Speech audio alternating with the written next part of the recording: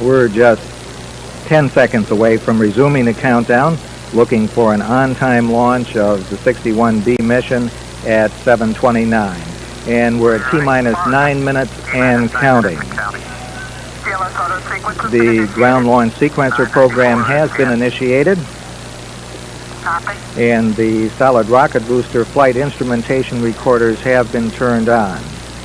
T-minus 8 minutes, 44 seconds and counting. Mission control in Houston has turned on the auxiliary data system. Roger, copy. 12101, mark.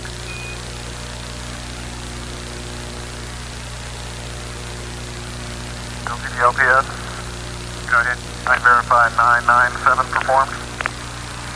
DLT set AC bus sensors to monitor. DLT, roger.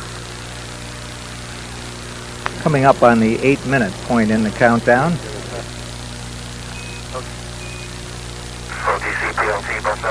T-minus 8 minutes and counting. The orbiter test conductor has requested that Houston send the stored program commands, which is the final update on antenna management based on the liftoff time, and it sets the system which makes the orbiter compatible with downrange tracking stations.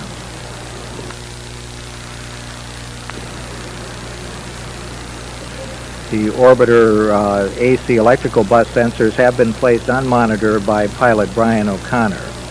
Let's go for OAA retract. T-minus 7 minutes, 25 seconds, and we've had a go for retract of the orbiter crew access arm. This is the walkway which is used by the crew to go from the fixed service structure to the vehicle. That arm can be put back in place in about 15 or 20 seconds if an emergency arises. Coming up on the 7-minute point in the countdown, T-minus 7 minutes and counting.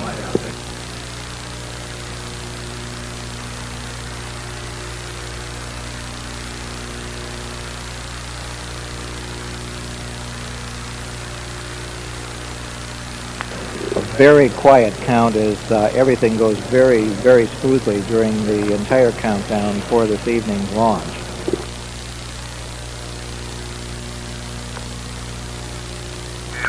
T-minus 6 minutes, 30 seconds and counting. Roger. Running. DLT, OTC. Perform APU pre-start. APU pre-start and work. The orbiter test conductor has given pilot O'Connor a go to perform the auxiliary power unit pre-start. He'll configure switches in the cockpit to put the auxiliary power unit or APUs in the ready to start configuration. T-minus 6 minutes and counting. OTC, PLT, APU pre-start complete, 3 grades. Copy. The auxiliary power units will be started a little less than 1 minute from now at the T-minus 5-minute point. OTC is Houston flight. Transmit DSM 1500. Roger, copy, 1500, mark.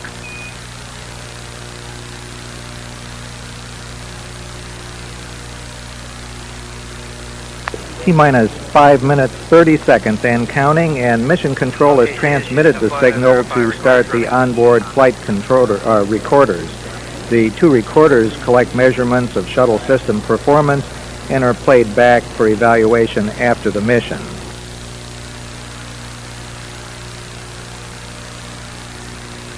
Ten seconds away from T-minus 5.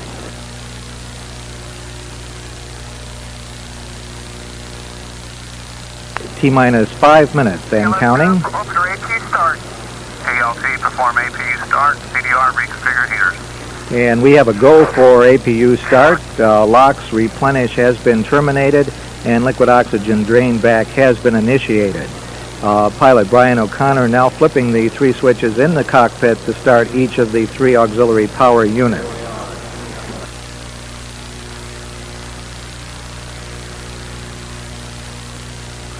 The auxiliary power units have been activated. T-minus 4 minutes, 25 seconds and counting, and the solid rocket boosters and external tank safe and arm devices have been armed. An inhibit will remain on the safety devices until T-minus 10 seconds.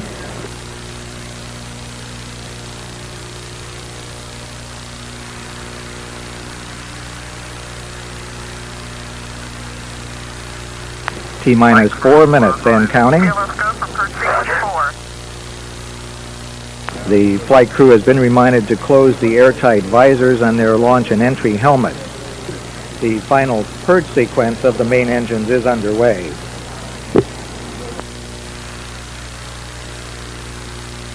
T-minus 3 minutes 40 seconds and the orbiter aerosurface test has started. The orbiter flight control surfaces are moved through a pre-programmed pattern to verify that they're ready for launch. T-minus 3 minutes 22 seconds and counting. And now the three main engines are being moved through their pattern to ensure that they're ready for steering the orbiter as it races up through the atmosphere. Engine gimbal checks are now complete and they are placed into start position. T-minus 3 minutes and counting. TLT, clear caution warning memory, verify no unexpected errors. LO2 pressurization. The external tank liquid oxygen pressurization has started and purging of the shuttle main engines is terminated. T-minus 2 minutes 35 seconds and counting. Retraction of the gaseous oxygen vent hood has started, and the ground launch sequencer will make a final check to make sure that that's fully retracted at T-minus 37 seconds.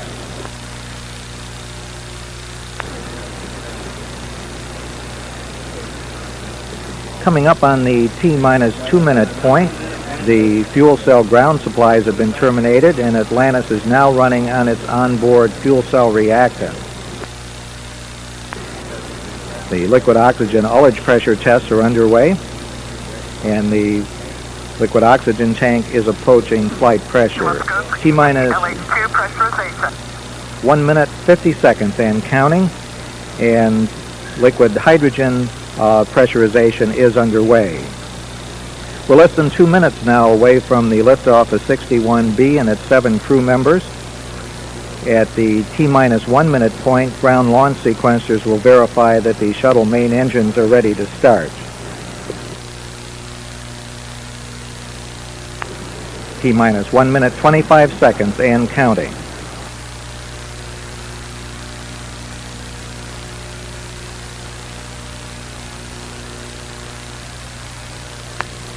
T-minus 1 minute and 10 seconds and counting. The liquid hydrogen tank now at flight pressure.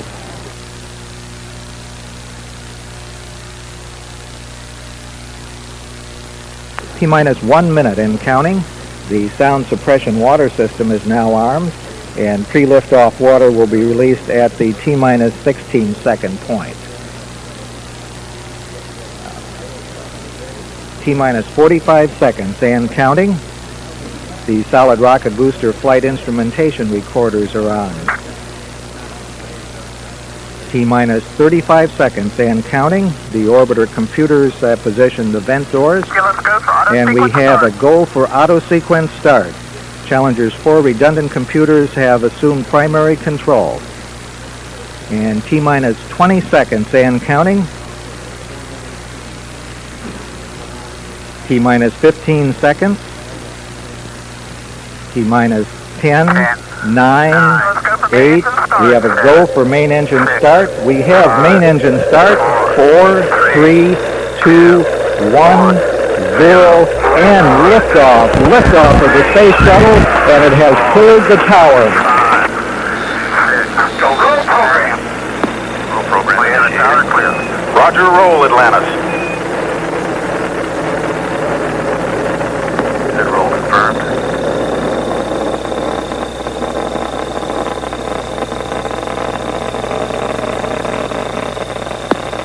Beginning throttle down to 65%.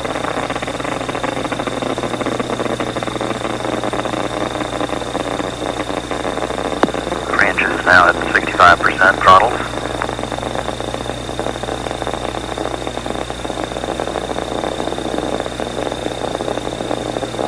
Engines will begin throttling back up at 1 minute to 104% rated thrust.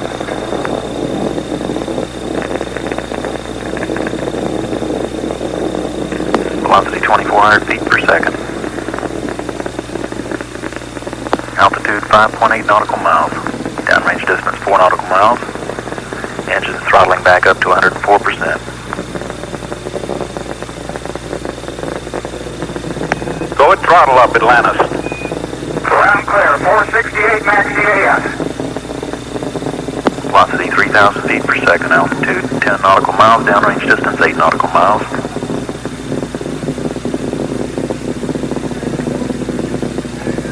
Three good APUs running at normal speed. 3 good fuel cells. 3 engines at 104%.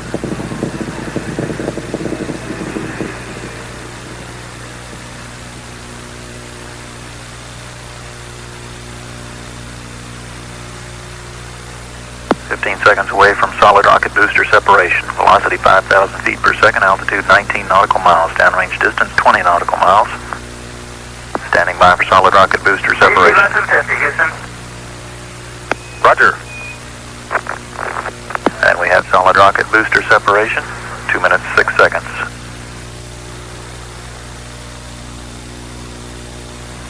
Shuttle 3 main engines running at 104%. Velocity 5,700 feet per second, altitude 27 nautical miles, downrange distance 36 nautical miles. Performance is nominal. Atlantis, Houston, performance nominal. Roger, nominal for performance, nice smooth ride, Fred. Roger. Standing by for 2-engine transatlantic capability to Dakar, should that become necessary.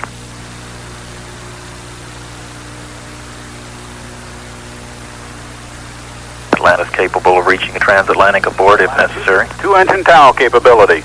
Roger, 2-engine TOW. Velocity 6,500 feet per second, altitude 38 nautical miles, downrange distance 67 nautical miles.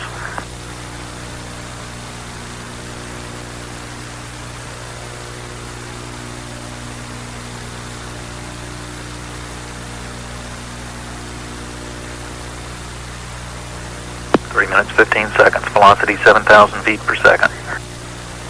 Return status and mission control. Flight Director Gary Cohen taking a poll of the flight controllers. All positions indicating a go. Velocity 7,400 feet per second. 3 minutes, 35 seconds. Standing by for 2-engine TOW capability to Marone at 109%. Throttles, 3 engines running at 104%.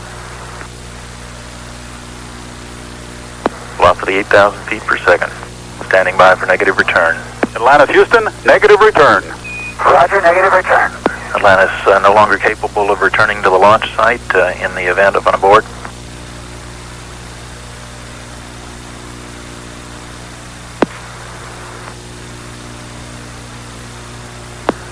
Minutes, 10 seconds. Atlantis capable of reaching a transatlantic abort into Marone on 2 engines at 104% if that were to become necessary. Velocity 9,000 feet per second, altitude 51 nautical miles, downrange distance 152 nautical miles.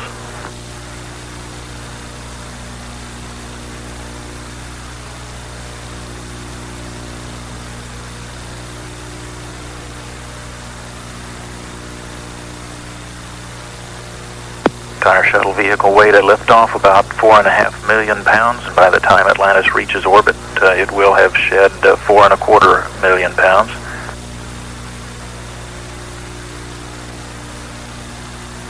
Four minutes, 55 seconds. Velocity 10,400 feet per second, altitude 54 nautical miles, downrange distance 204 nautical miles. Atlantis, Houston, press to ATO. Roger, press to ATO. Atlantis capable of reaching an abort to orbit on 2 engines if that were to become necessary. Velocity 11,300 feet per second, altitude 55 nautical miles. Atlantis, Houston, press to MECO. Roger, press to MECO. Atlantis capable of reaching a main engine cutoff on 2 engines. 3 engines running at 104%. All systems look good at this time. Velocity 12,300 feet per second. Downrange distance 270 nautical miles. Altitude 56 nautical miles.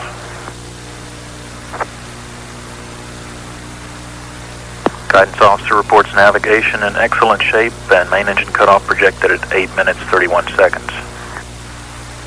Atlantis, Houston, single engine TOW capability. Roger, single engine TOW. Atlantis now capable of reaching a transatlantic abort if that were necessary on only one engine. 3 engines continuing to run 104%. 6 minutes 10 seconds, velocity 14,200 feet per second.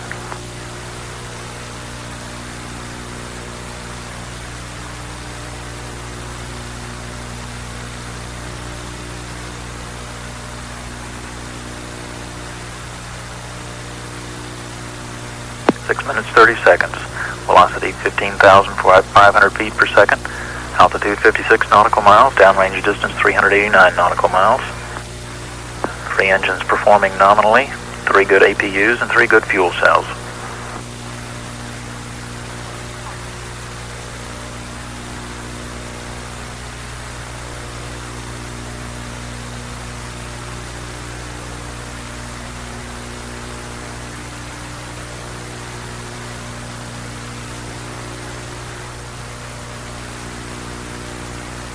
Atlantis, Houston, single engine press to MECO. Roger, single engine press. 7 minutes 15 seconds. Atlantis capable of reaching a main engine cutoff on only one engine. We have 3 engines operating normally at 104%.